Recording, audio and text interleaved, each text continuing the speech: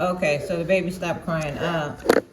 You said for me to get a copy of his discharge papers. What's the number? 844 Uh-huh. 324 Uh-huh. 6205. 6205? You said 6205? Yes, ma'am. Okay, so go ahead. You can finish explaining. He was also seen on the 23rd at the ER. Yeah, well, he was at BHU, which is the psychiatric hospital, and then there's a lot of different notes, so I'm sorry, but he did come it looks like he came to the emergency room immediately following his discharge from BHU. Right. Um, Because the psychiatrist directed him. I was there. The psychiatrist directed him to go there, while they paid for me a Uber to go back to the home. right. Okay. Yes, that makes sense. And then on Friday, March 24th, he went into DCFS custody and was discharged with the Department of Children and Family Services.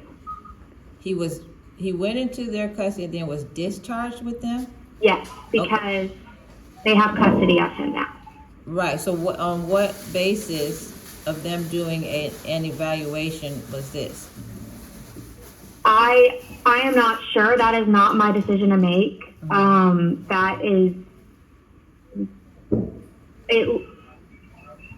They must have done a report of some kind, and DCFS got involved, and they deemed that he needed to be in custody.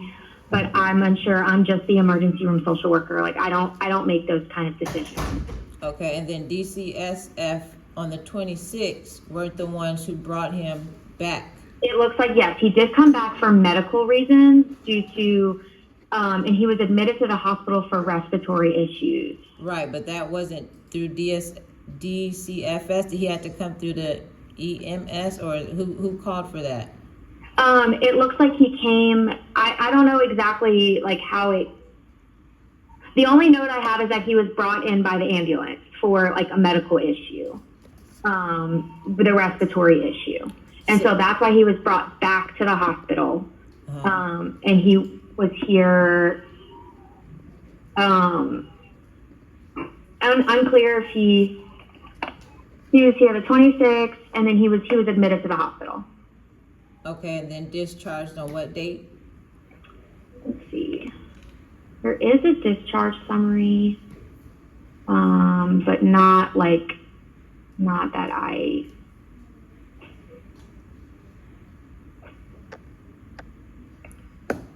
I'm not sure if he is still physically in the hospital or not anymore. Oh, Lord have mercy. And I'm not taking this on you, but so far you said... I understand. I'm so sorry. I'm not really that much of help. Like I said, I don't have time for that. You said he came in on the 23rd to the emergency room, and then you seen him again on the 24th in the emergency room, and then he went with the state, and then returned on the 26th with medical issues in the emergency room. It looks like on the 23rd he didn't leave the emergency room. Like he was here. Like he stayed the night here. He didn't leave. So he was here in the ER for a full day. And then on the 24th when you seen him, it was for what? On the 24th, he was still here from when he first came in on the 23rd, and that's when he was taken into the state's custody, and that's when he left. He eventually left on the 24th with DCFS. Okay, so I called my son spoke with them. Okay. Behavioral health, they said, yeah, they had him back, they put him back with them. So I'm being told this is inpatient care. So on the 24th when we called to find out what was going on, they confirmed that they reestablished him back into the behavioral health unit. Well, I'm sorry if you were given that information, but that is not what happened. Mm-hmm. He was not back in the behavioral health unit. Okay, so then I would say that then it was the emergency room who called DCFS?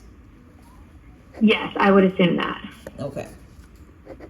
And then he was admitted to the hospital for medical reasons. But yeah, like I said,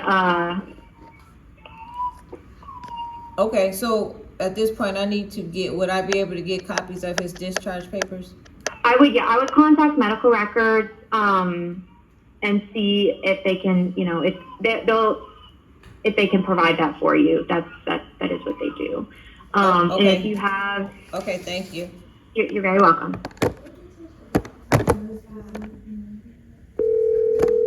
I don't know how to work this phone.